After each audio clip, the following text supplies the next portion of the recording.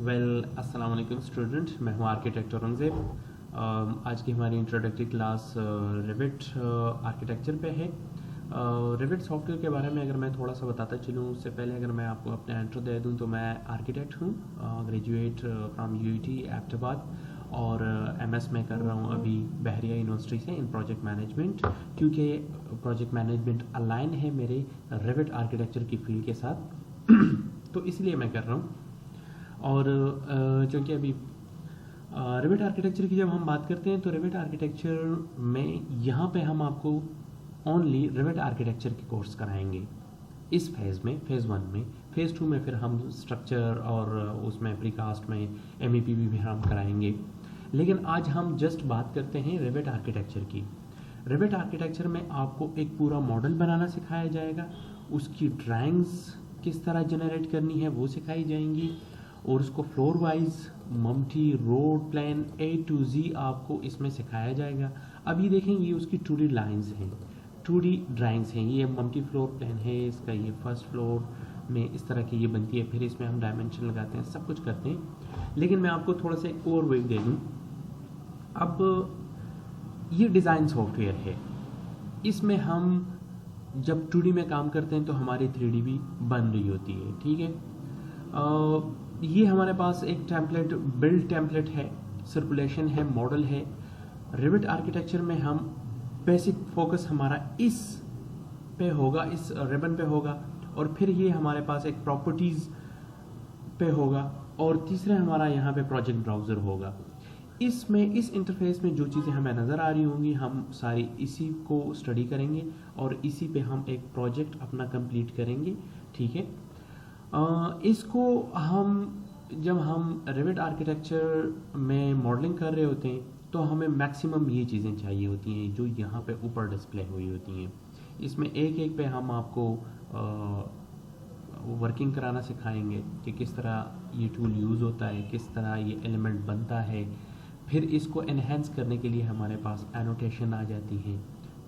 Annotation में हम क्या करते हैं, हम अपनी डिटेल्स ड्राइंग्स प्रिपेयर करते हैं। थोड़ा सा आगे अगर हम आएँ तो एनालाइज है। ये एनालाइज में हम मॉड्यूलर्स का कोई काम नहीं होता है, इस पे रिसर्चर या फिर जो एनालाइजर्स हैं वो एनालिसिस कर रहे होते हैं। मासिंग एंड साइट में हम अपने प्रोजेक्ट की साइटिंग और प्रिपेयर कर रहे होते हैं, लैंडस्केपिंग कर रहे होते हैं।